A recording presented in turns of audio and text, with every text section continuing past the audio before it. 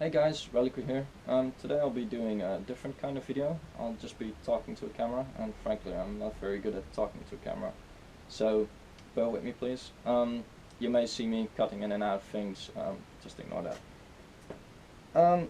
Well, today I'll be answering a few questions that I've gotten, mostly regarding the rifle and a few regarding the scope cam. So let's get into it. The rifle is a Jingong Bar 10. It's a VSR 10 clone, and well, it's one of the most common platforms out there, and arguably the best platform. I'll be talking about two major components. First of all, the barrel group. Secondly, the cylinder and trigger group.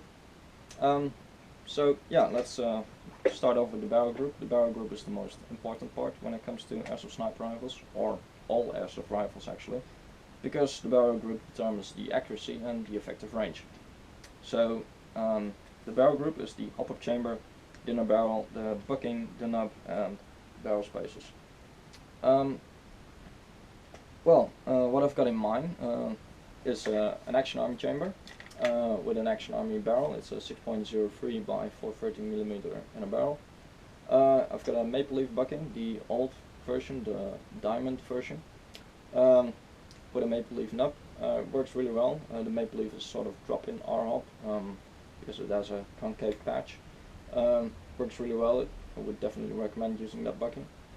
Well, further down the barrel, the outer barrel has been cut up a bit. There's a few custom-made barrel spacers that are made on a 3D printer in there to keep the barrel stabilized, because the less vibration, the more stable the barrel is, the better your accuracy will be. In the end, there's an LRB mod which improves consistency of the gun, well, that basically replaces the entire stock barrel group, and yeah, I've been pretty happy with it so far. Then the other part, which is the cylinder and trigger group, which is, well, the cylinder itself, the cylinder head, the piston, spring guide, the spring, and the trigger, of course. In this case, it's almost all made by Airsoft Pro.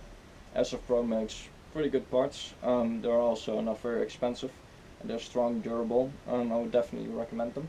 Except for the spring. The spring in this case is an Action Army spring, because Airsoft Pro springs, well, the only thing Airsoft Pro can't seem to do right is springs, so don't ever use Airsoft Pro springs.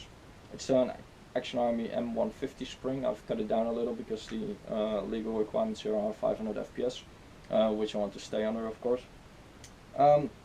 It's the Airsoft Pro 90-degree trigger, which works really well compared to the stock 45-degree trigger. The 90-degree trigger has a lot smoother bolt pull, and especially the bolt push is a lot smoother.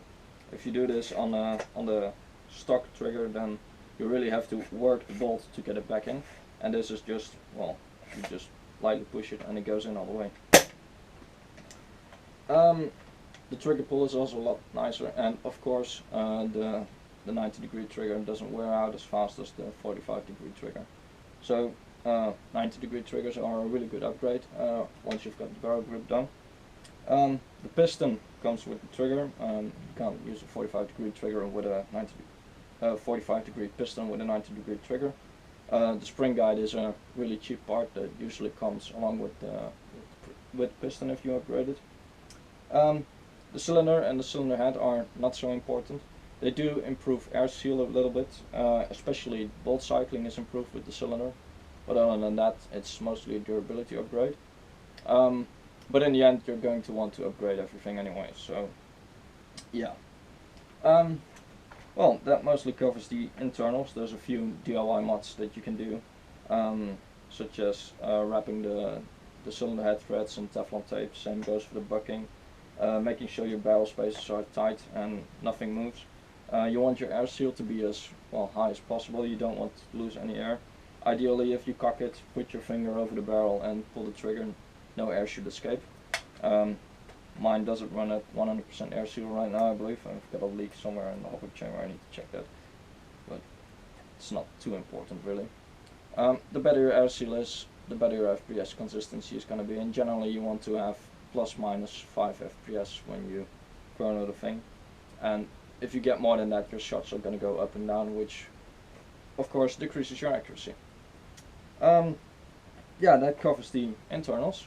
As for the externals, I'll go from the front to the back. The outer barrel has been cut up, it goes until here.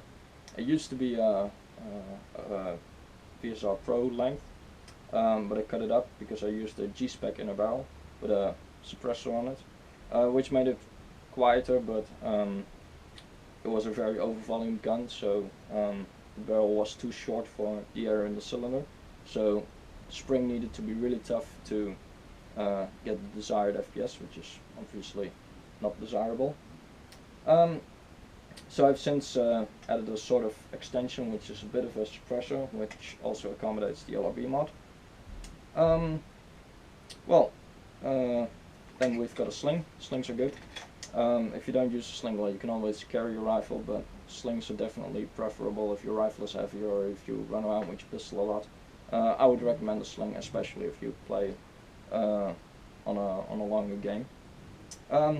On the back I've got a stock pouch. I use this to carry an extra mag, even though I generally don't use it. I only use one mag and I refill it with a speed loader.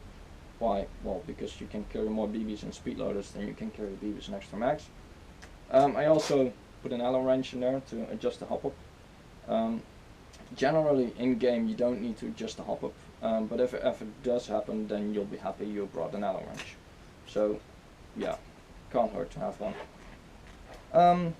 As for the rest, yeah, the sling mounts, I believe these are still stock sling mounts. They've held up well so far. The trigger guard, it's still plastic, it's still the stock one, it does well. The bolt handle is also stock, it's well starting to wear, but it still does the job, so I'm not going to replace it just yet. The rifle has been painted, of course. Black rifles don't blend in very well, so painting your rifle definitely helps, giving you a bit more camouflage. It also looks better in my opinion. Then again, you can see my rifle's really starting to wear. I've been using it for a bit over a year now, and well, if you use it a few times per month, then it will look like this eventually, especially if you use cheap paint like I did. I believe I used Fosco to paint this, which is not the best paint ever. Not the worst, but not the best. Well, then there's the rail. This is just a Jingong rail. You need to buy it separately if you buy the Pro version. It just screws on there. It goes for like 10 euros, I believe. Oh, by the way, I'll put a link containing where you can buy all these parts down in the description, so you can look it up yourself, and if you want to build something similar like this, or if you're wondering where did you get this part, then you'll be able to find it there. Well, next up is the scope. It's a loop-bolt, whatever, replica scope. It's an unbranded one. It's made in China, I think. I got it second hand for pretty cheap, and it does pretty well. It's a 50mm scope, so it catches a fair amount of light, and it zooms up until, I believe, 10 times magnification, but I only use it on 5, which is, well, more than you're gonna need for airsoft anyway. It's got the quick adjust turrets, which are definitely helpful. I hate screwing off a cap and then getting a screwdriver to adjust your scope. This is much better. It also has parallax adjustment, but I really don't use them. There's no need for it in airsoft since we have hop-up. And it's got illumination, but well, yeah, you generally don't use that either. And the scope cam, people have been asking questions on how did you mount that, how did you make it. Well, it's a camcorder, basically. It's a Panasonic, what's it called, HC-V160 camcorder. It's pretty cheap. It has optical zoom, which is important for a scope cam, and it has image stabilization, which makes sure your shots don't fly around, your video doesn't go around everywhere. Keeps the image stable, which is, well, prettier to watch, of course. It's got an extended battery in here, so it can film all day. I believe it films for about 5.5 hours on full HD with this battery, which is for a normal day of skirmishing is plenty enough. It also records with the lid closed, which is nice, because you don't want to keep it open. Well, you could, but then you have to put another cover over it, and it just makes things bulkier. It could get shot, yeah, it probably could, but I haven't had it happen yet, and I don't think it will happen anytime soon. And if it does happen, it's just plastic. I'm not too worried about it. Um, the sunshade for the scope cam, that is pretty important, because if sun comes on your lens, then it'll mess up your image, and you don't want that. So I took a 40mm scope sunshade that I had lying around, and I put it over it. It fit perfectly for some magical reason. There's a plate of Lexan in between here to protect the scope cam. Should it ever get hit, then the lens won't get shut out. And yeah, the sunshade is also on a 3D printed mount. I think that's all there is to say about that. Yeah, well, that covers the rifle and the scope cam setup that I'm using. If you have any questions, be sure to let me know, and I'll do my best to answer them. And thanks for watching, and have a nice day.